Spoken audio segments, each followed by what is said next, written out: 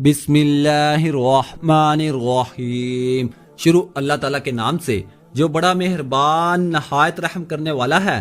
تمام تعریفیں اللہ تعالیٰ کے لیے ہیں، وہی نیک لوگوں کا ولی ہے، وہی خالق کائنات ہے۔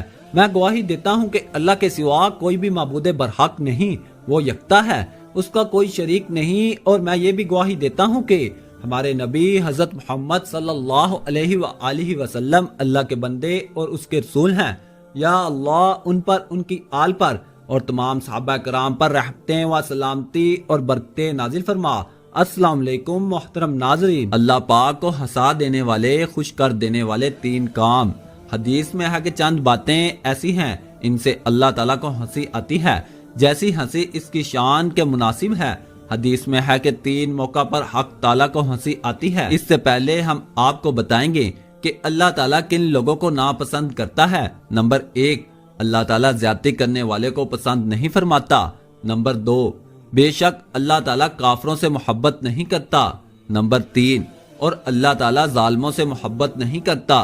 نمبر 4، یقیناً اللہ تعالیٰ تکبر کرنے والوں اور شیخی خوروں کو پسند نہیں فرماتا۔ نمبر 5، یقیناً دغاباز گناہگار اللہ تعالیٰ کو اچھا نہیں لگتا۔ نمبر 6، اور اللہ تعالیٰ فسادیوں سے محبت نہیں کرتا۔ نمبر 7، بے شک اللہ تعالیٰ حد سے نکلنے والوں کو پسند نہیں کرتا۔ نمبر 8، یقیناً وہ حد سے گزرنے والوں کو ناپسند کرتا ہے۔ نمبر 9، اللہ تعالیٰ خیانت کرنے والوں کو پسند نہیں فرماتا۔ نمبر 10، اللہ تعالیٰ غرور کرنے والوں کو پسند نہیں فرماتا۔ نمبر 11، کوئی خیانت کرنے والا اور ناشکرا اللہ تعالیٰ کو ہرگز پسند نہیں۔ نمبر 12، اللہ تعالیٰ اترانے والوں سے محبت نہیں رکھتا۔ اب آتے ہیں اس بات کی طرف، حدیث میں ہے کہ تین موقعوں پر حق تعالیٰ کو ہنسی آتی ہے۔ پہلا موقع ایک میدان حج میں، جب ننگے سر، ننگے پاؤں، گرد پڑا ہو، بال بکھرے ہوں، ناخن بڑے ہوں، نہ خوشبو نہ زینت، اور لبیک لبیک کہتے ہوئے بندے پھر رہے ہیں۔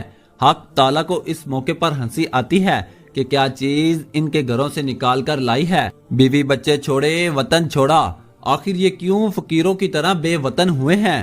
میری محبت میں ہی تو پھر رہے ہیں۔ خدا تعالیٰ ہنستے ہیں اور ملائکہ سے کہتے ہیں کہ تمہیں گواہ کرتا ہوں میں نے ان سب کی مغفرت کی۔ یہ میری محبت میں گھر بار بیوی بچوں کو چھوڑ کر آئے ہیں۔ میں کریم ہوں، یہ نہیں ہو سکتا کہ یہ گھر بار چھوڑیں اور میں توجہ نہ کروں۔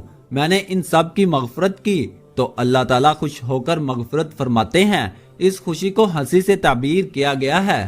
فرضیت کی شرائط، حج فرض ہونے کی شرطیں ہیں، جب تک وہ نہ پائی جائیں حج فرض نہیں ہوتا۔ نمبر 1، اسلام۔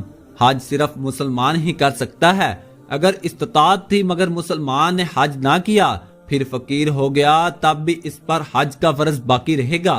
نمبر 2، دارالحرم۔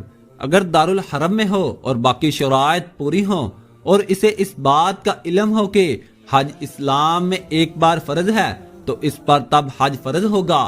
اگر اس تک اسلام کی یہ تعلیم نہ پہنچ سکی تھی تو حج فرض نہیں۔ نمبر 3، بلوغت۔ حج صرف بالغ پر فرض ہوتا ہے۔ نابالغ اگر صاحب مال ہے تب بھی بالغ ہونے پر حج فرض ہوگا۔ اگر بلوغت سے قبل حج کر بھی لیا تو اس کا حج صحیح ہے، مگر یہ نفلی حج گنا جائے گا، لیکن بالغ ہونے کے بعد اسے فرض حج ادا کرنا ہوگا۔ نمبر 4، عقل۔ صرف عاقل پر ہی حج فرض ہوتا ہے، مجنون پر نہیں۔ نمبر 5، آزاد غلام یا باندی پر حج فرض نہیں، اور اگر وہ حج کرے تو اسے نفلی حج گنا جائے گا اگر مالک نے آزاد کر دیا۔ اب اگر اس کے پاس حج کی جملہ شرائط پائی جائیں تو اس پر حج فرض ہو جائے گا، کیونکہ اب وہ آزاد ہے۔ سفر حج میں وفات کا اجر۔ رسول اللہ صلی اللہ علیہ وآلہ وسلم نے فرمایا، جو شخص حج کرنے کے لیے نکلا اور فوت ہو گیا تو اس کے لیے روز قیامت تک حج کرنے والے کا اجر لکھ دیا جاتا ہے۔ جو عمرہ کرنے کے لیے روانہ ہوا اور فوت ہو گیا تو اس کے لیے روز قیامت تک عمرہ کرنے کا اجر لکھ دیا جاتا ہے، اور جو شخص جہاد کرنے کے لیے نکلا اور فوت ہو گیا تو اس کے لیے روز قیامت تک جہاد کرنے والے کا اجر لکھ دیا جاتا ہے۔ دوسرا موقع، جب مکبر تکبیر کہے اور لوگ دوڑ دوڑ کر آ رہے ہیں کہ صف اولا میں جگہ ملے، ہر ایک کہتا مجھے ملے، گویا ایک قسم کا جھگڑا ہے اور آگے پیچھے کی دوڑ ہے۔ حق تعالیٰ کو ہنسی آتی ہے کہ یہ جو اپنا گھر چھوڑ کر میرے گھر آئے ہیں ان میں سے ہر ایک آگے بڑھنے کی کوشش کر رہا ہے، یہ آخر کیوں دوڑ رہے ہیں؟ یہ میری محبت میں دوڑ رہے ہیں، یہ چاہتے ہیں کہ اپنے پروردگار کے جتنا بھی قریب ہو جائیں گے اتنے ہی ہمارے درجات بلند ہوں گے۔ اس سے خوش ہو کر اللہ تعالیٰ کو ہنسی آتی۔ تیسرے موقع پر فرمایا گیا کہ خاوند اور بیوی پڑے ہوئے سو رہے ہیں، اچانک خاوند کی آنکھ کھلی اور جی چاہا کہ تہجد پڑھوں۔ اس نے بیوی کے منہ کے اوپر چھٹا مارا اور وہ ہڑبڑا کر اٹھی۔ اس نے کہا کیا مصیبت آئی ہے؟ میں نے کہا 2 رکعت نفل پڑھ لے، تہجد کا وقت ہے۔ حق تعالیٰ کو ہنسی آتی ہے کہ یہ اس کی محبوبہ ہے، اس کے پاس لیٹی ہے، آرام سے میٹھی نیند سو رہی تھی، ایک دم گھبرا کے اٹھی کہ بارش تو نہیں آ گئی؟ خاوند نے کہا بارش تو نہیں مگر وہ 2 رکعت پڑھ لے۔ تو یہ آگے سے کہتی ہے کہ میں اللہ تعالیٰ کا شکر ادا کرتی ہوں کہ مجھے 2 رکعت پڑھنے کی توفیق ہو گئی۔ اس نے بھی کھڑے ہو کر 2 رکعتیں پڑھی یا بیوی نے خاوند کے منہ پر چھینٹا مار دیا اور وہ ہڑبڑا کے اٹھا تو یہ موقع بھی حق تعالیٰ کی ہنسی کا ہوتا ہے، چونکہ یہ تینوں چیزیں درجات کے بلند ہونے کا باعث ہے اور اللہ تعالیٰ کی انتہائی رضا کا وقت ہے اور اس واسطے اس کو ہنسی سے تعبیر کیا گیا ہے۔ تو یہ جو فرمایا گیا کہ جب رات تنہائی میں گزارتے ہیں تو کبھی سجدہ رکوع میں اور کبھی تلاوت میں ہی، اس پر حق تعالیٰ کو ہنسی آتی ہے کہ کوئی دیکھنے والا نہیں، کسی کو یوں نہیں کہہ سکتے کہ دیکھو میں بڑا عابد زاہد ہوں، کسی کو دکھانے کے لیے نہیں اٹھا، یہ صرف مجھے دکھلانے اور میری رضا کے لیے اٹھا ہے، میں کریم ہوں، بخشتا ہوں اور مغفرت کرتا ہوں۔ ناظرین، رزق کی فراوانی کے لیے اور کثرت رزق کے لیے 5 نمازوں کا اہتمام، صدقہ و استغفار کی کثرت اور رات کو سورۃ الواقعہ پڑھنے کا اہتمام فرمائیں۔ اس کے ساتھ ساتھ درج ذیل دعا پڑھنے کی عادت بنا لیں۔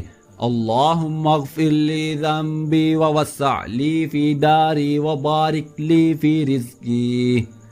ترجمہ: اے اللہ میرے گناہ بخش دیجئے اور میرے گھر میں وسعت اور میرے رزق میں برکت عطا فرما۔ انشاءاللہ ان اعمال کے کرنے سے روزے میں برکت اور کشادگی ہوگی۔ ناظرین، درود پاک کو بھی اپنا معمول لازمی بنا لیں، اس میں بہت زیادہ برکت ہے۔ ایک بار ثواب کی نیت سے میرے ساتھ بھی پڑھ لیں۔ اللہم صلی علی محمد وعلی آل محمد کما صلیت علی ابراہیم وعلی آل ابراہیم انکا حمید مجید۔ اللہم بارک علی محمد وعلی آل محمد کما بارکت علی ابراہیم وعلی آل ابراہیم انکا حمید مجید۔ ناظرین، عطا کرنے والی ذات اللہ تعالیٰ کی ہے، وہ جسے چاہے جتنا چاہے عطا فرمائے۔ اللہ پاک ہمارے اس وظیفے میں کی گئی کسی بھی قسم کی کمی کوتاہیوں کو معاف فرمائے اور ہمیں پکا اور سچا مسلمان بنائے، آمین ثم آمین۔ اور کچھ نہ کچھ اللہ کی راہ میں صدقہ خیرات لازمی کر دیا کریں۔ اللہ پاک سے دعا ہے کہ اللہ پاک میرا سنانا اور آپ کا سننا اپنی بارگاہ الہی میں قبول و منظور فرمائے۔ تمام احباب سے گزارش ہے کہ اللہ تعالیٰ کے 99 ناموں میں سے ایک نام کمنٹ میں ضرور لکھا کریں۔ جزاک اللہ۔